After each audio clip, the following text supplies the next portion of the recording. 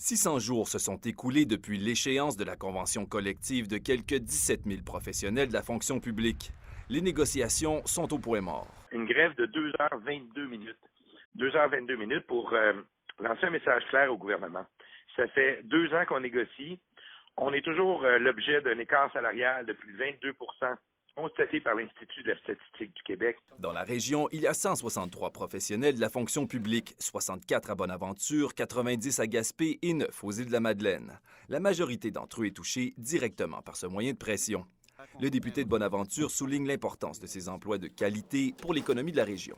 Il faut qu'ils leur permettent de travailler correctement, avec équité par rapport aux autres secteurs d'activité. Puis ce sont des gens qui ont à cœur le développement. Actuellement, Québec offre un peu moins de 6 d'augmentation des salaires des professionnels, soit moins que l'inflation escomptée dans les 5 prochaines années.